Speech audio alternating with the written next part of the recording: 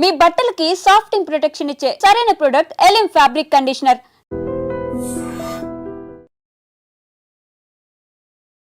Hi hello నమస్తే, welcome back to our channel. నేను మీ వైషు.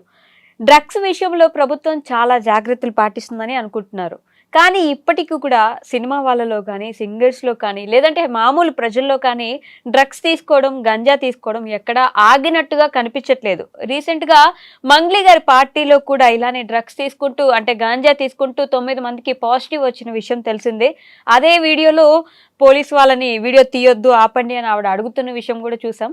మరి ఈ విషయం గురించి, అంటే ఇంకా ప్రభుత్వం ఎందుకు పటిష్టంగా చర్యలు తీసుకోవట్లేదు, ఎందుకు సెలబ్రిటీలు డ్రగ్స్ మీద అంత మొగ్గు చూపుతున్నారనే విషయం గురించి మాట్లాడడానికి ఈరోజు నాతో పాటు సోషల్ యాక్టివిస్ట్ కృష్ణకుమారి గారు ఉన్నారు. మేడంతో మాట్లాడదాం. హలో మ్యామ్, నమస్తే.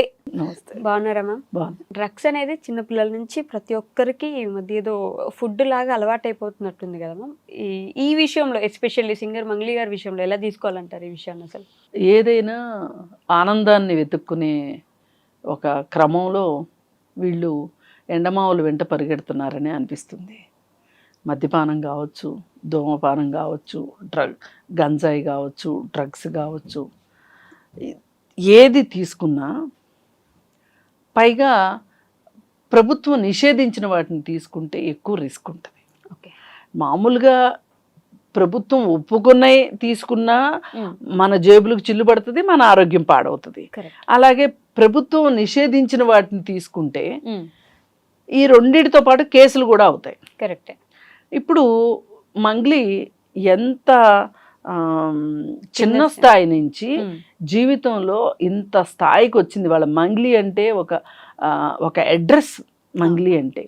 అలాంటి మంగ్లీ ఈరోజు తన గురించి ఈ విధంగా వీడియోలు చేయాల్సిన పరిస్థితి రావడం అంటే మటుకు చాలా చాలా దురదృష్టకరం.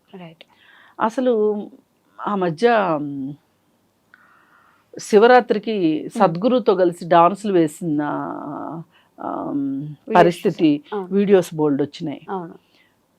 అయితే చాలామంది అనేది ఏంటంటే, సద్గురు ఆ రోజు డాన్సులు వేసేవాళ్ళు ఎవరైనా సరే, కొంతమంది నిజమైన భక్తులు ఉంటారు, అమాయకపు భక్తులు ఉంటారు. వాళ్ళ సంగతి వదిలిపెడితే చాలామంది డ్రగ్స్ తీసుకుంటారు అని అంటారు. అది డ్రగ్స్ తీసుకుంటారా, బంగ్ తీసుకుంటారా, గంజాయి తీసుకుంటారా అనేది వేరే విషయం. అయితే ఇక్కడ మనం మాట్లాడుకోవాల్సింది ఏంటంటే, ఇప్పుడు డ్రగ్స్ అని అంటున్నారు కానీ అది డ్రగ్ కాదు, గంజాయి.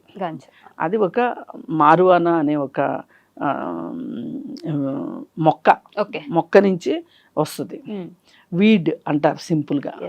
చాలా మామూలుగా ఆకులను కూడా వీడ్ అనే అంటారు. కాకపోతే ఏదైనా సరే ఇప్పుడు ఒక హాస్పిటల్లో వాడుతున్నారు. హాస్పిటల్లో వాడుతున్నప్పుడు డాక్టర్ ప్రిస్క్రైబ్ చేయాలి. అసలు కొన్ని దేశాల్లో దీని మీద బ్యాన్ లేదు. ఒకప్పుడు ఉండేది. ఉండే బ్యాన్ తీసేశారు.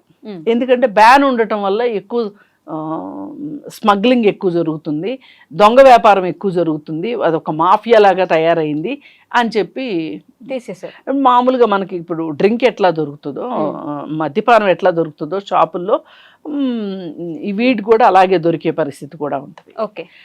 సరే, ఏది ఏమైనప్పటికీ ప్రభుత్వము దాన్ని వాడొద్దు అని చెప్పింది. పైగా ఇంతకు ముందు పరిమితమైన మోతాదులో నా దగ్గర దొరికింది అనుకోండి, నేను దాన్ని వాడుతున్నాను అనుకోండి, నన్ను ఒక బాధితుడిగా చూసేవాళ్ళు. ఇప్పుడు అది లేదు. ఇప్పుడు నేను నేరస్తుడిగా చూడబడతాను. చట్టం మారింది.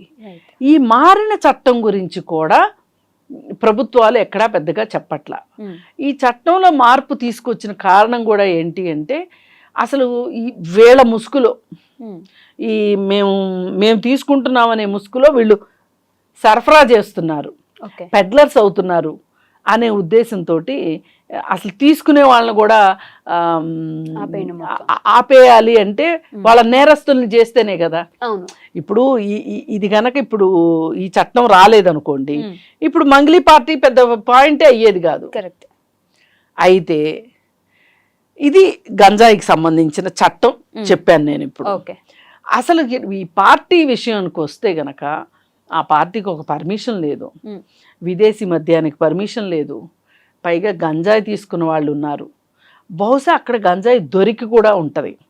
ఓకే. ఎంత దొరికింది అనేది పోలీసులు చెప్పట్లేదు, దొరికి ఉంటుంది. డీజేకి పర్మిషన్ లేదు. ఓకే. ఇవన్నీ ఎందుకు ఇన్ని నిబంధనల్ని ఉల్లంఘించాలి చెప్పండి? ఇన్ని నిబంధనలు ఉల్లంఘించిన తర్వాత వీళ్ళని శిక్షించకుండా ఎట్లా వదిలిపెట్టాలి? ఓకే. కానీ సెలబ్రిటీలకి ఈ మధ్య మరీ డ్రగ్స్ గురించి అవగాహన ఉండి కూడా ఎందుకు అలా చేస్తున్నారంటారు? ఇప్పుడు ఒకటండి, ఇప్పుడు పార్టీ చేసుకోదలుచుకున్నప్పుడు కన్సర్న్ పోలీస్ స్టేషన్లో పర్మిషన్ తీసుకోవాలి, అది మ్యాండేటరీ. ఎందుకు అంటే ఇప్పుడు ఈ తాగిన తర్వాత ఊగిన తర్వాత వీళ్ళు ఏమన్నా అక్కడ గొడవలు పడితే అక్కడ మనం ఈ పోలీస్ స్టేషన్కి ఆ ప్లేస్కి ఎంత డిస్టెన్స్ ఉంది, ఇంత డిస్టెన్స్లో ఎంతసేపట్లో పోలీసులు అక్కడికి చేరుకోగలుగుతారు అనే ఒక సిస్టమ్ కోసం, భద్రత కోసమే ఇదంతా, వాళ్ళకి భద్రత కోసమే వీళ్ళు పర్మిషన్ తీసుకోవాలంటారు. ఇప్పుడు మన దగ్గర నిర్మోహాటంగా మాట్లాడుకుంటే పోలీస్ వ్యవస్థలో ఎంత అవినీతి ఉందో అందరికీ తెలిసిన విషయం. ఇప్పుడు వీళ్ళు పర్మిషన్ అని వెళ్ళి అడిగారు అనుకోండి, వాళ్ళు డబ్బులు డిమాండ్ చేస్తారు. వీళ్ళు అనుకునేది ఏంటంటే ఆ డబ్బులు ఏదో పోలీసులకి ఇచ్చే డబ్బులు ఏదో మనమే ఇంకొంచెం ఎక్కువ ఎంజాయ్ చేద్దాము, అపరిమితమైన ఆనందంలో ఆనంద డోలికల్లో తేలి ఆడదాము అనుకున్నారు. పర్మిషన్ తీసుకోలే, డీజే పెట్టారు.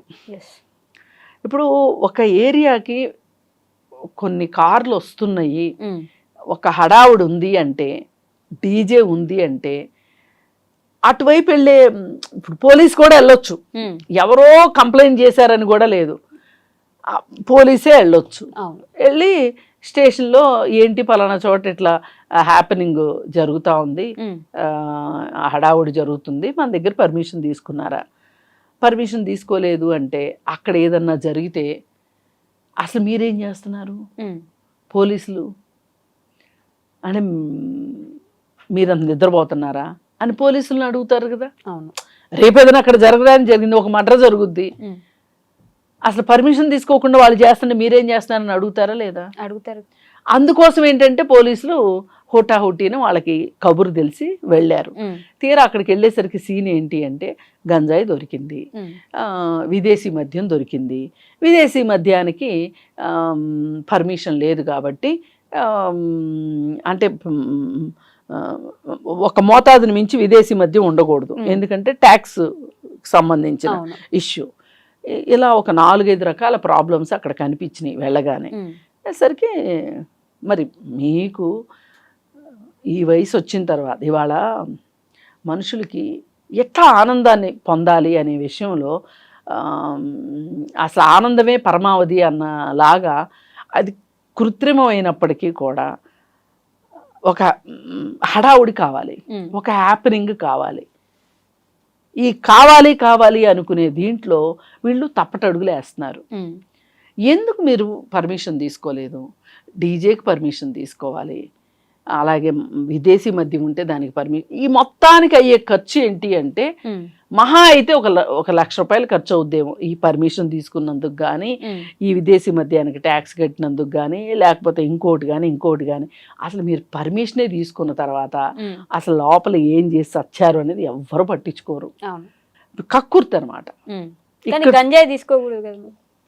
నేనేమంటున్నా, ఏది తీసుకోకూడదు. వీళ్ళు పర్మిషన్ తీసుకున్న తర్వాత పోలీసు వచ్చి ఎవడేం చేస్తాడని ఎవరు చూడరు కదా.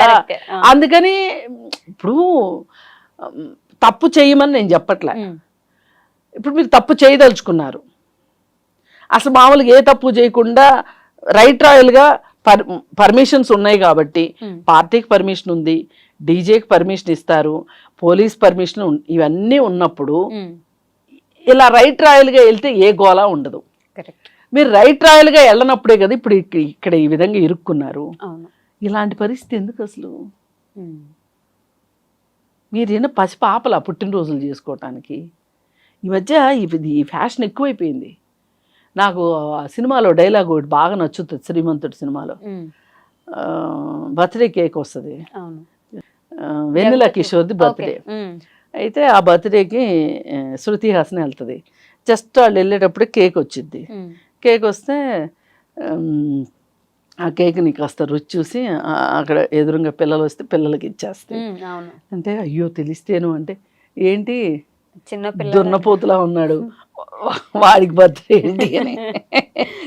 నాకు ఇవి చూస్తుంటే ముసలి కూడా బర్త్డేలు చేసుకుంటున్నారు, కేకులు కట్ చేసుకుని. ఇది నాకెంత చిరాకైన విషయంగా అనిపిస్తుంది. కాకపోతే అది నా వ్యక్తిగతమైన విషయం అనుకోండి, బర్త్డేలు చేసిన వాళ్ళు చేసుకునేవ్వండి, అది వేరే విషయం.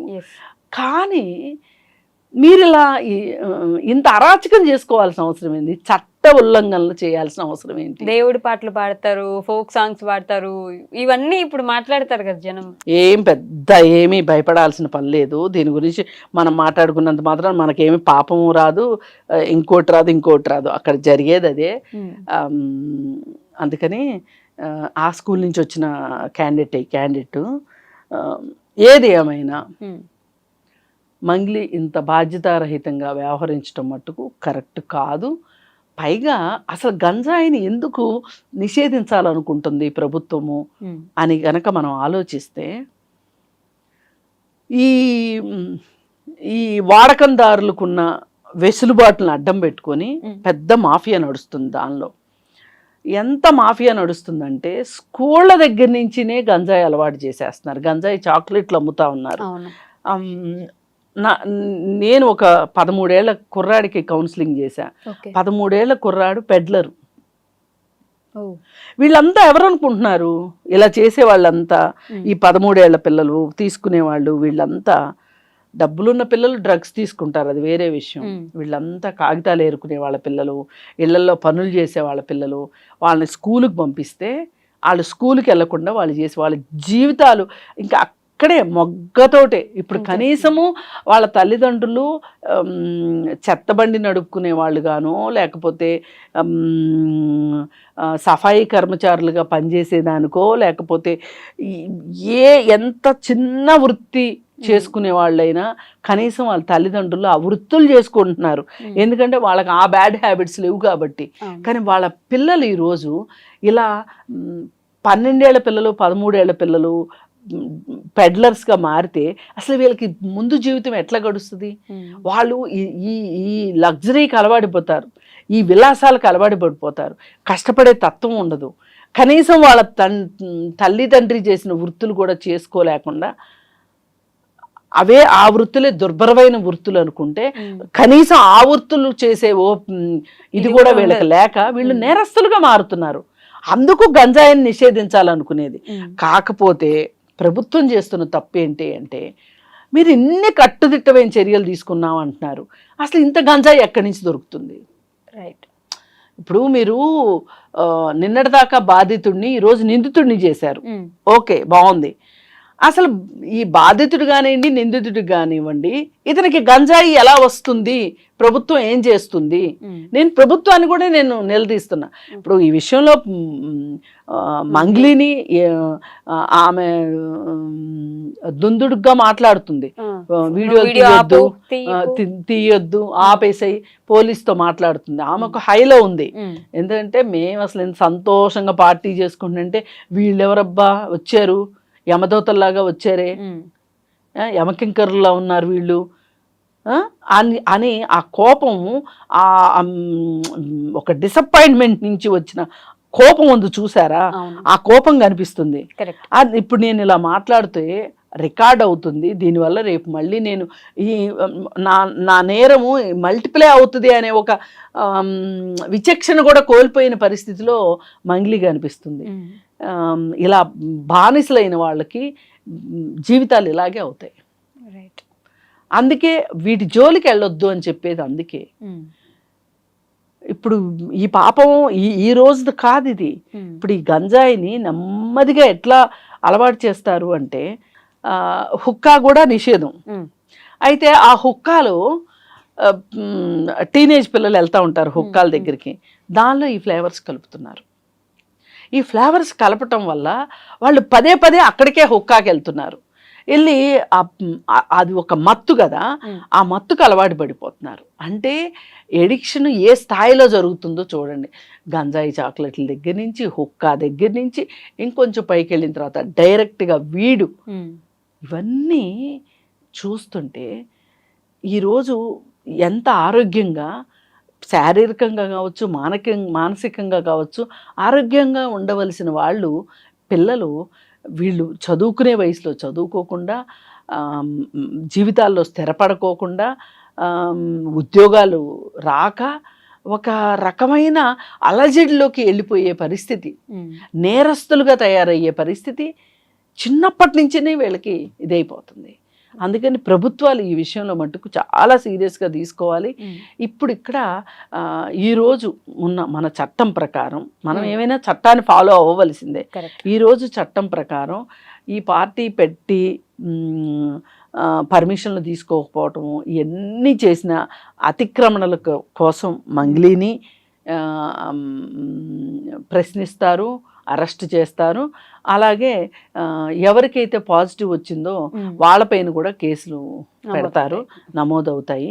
అందుకే ఎవరైనా సరే, ఎవరో పార్టీ ఇస్తున్నారు, మనం తాగి తందనాలు ఆడొచ్చు, తాగి ఊగొచ్చు, ఆనంద డోలికల్లో తేలియాడొచ్చు అనుకుని పొలోమని వెళ్తే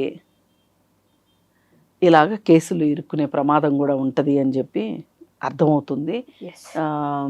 ఈ ఫామ్ హౌసుల్లో పార్టీలు పెట్టుకోవటము, ఈ కల్చర్ ఏదైతే ఉందో దీనివల్ల మనకి ఏ రకమైన నష్టం జరుగుతుంది అనేది కూడా ఆలోచించుకోవాలి. పేరు పోతుంది. ఇప్పుడు మనకి సొసైటీలో ఎవరికైనా సరే మనకొక గుర్తింపు, పేరు, ప్రఖ్యాత. ఇప్పుడు మామూలు వాళ్ళు ఎలా ఉన్నా ఎవరూ పట్టించుకోరు. ఆల్రెడీ మనం ఒక గుర్తింపు కలిగిన వ్యక్తులమే, ఇన్ఫ్లుయెన్సర్లు అనుకుంటున్నాం. మనం ఒక నలుగురికి ఒక మాట చెప్పే పరిస్థితిలో, ఆ పొజిషన్లో మనం ఉన్నప్పుడు మన మీద ఇంకొంచెం ఎక్కువ బాధ్యత ఉంటుంది. కరెక్ట్. అందుకని ఆ బాధ్యతలు విస్మరించి ఇవాళ ఈ మంగ్లీ ఇలాంటి కోరి కష్టాలను తెచ్చుకుంది అనిపిస్తుంది. చట్టం ఏం చెప్తే అది అంతే కదా. చట్టం చర్యలు, చట్టం అయితే మటుకు అంటే దొరకనంత వరకు చాలా మంది దొరలే, దొరికితేనే దొంగ. కరెక్ట్. అందుకని ఇప్పుడు ఈమె దొరికింది. ఎంతమంది తీసుకుంటున్నారో, అవును, తీసుకోవట్లేదని అనుకోకండి.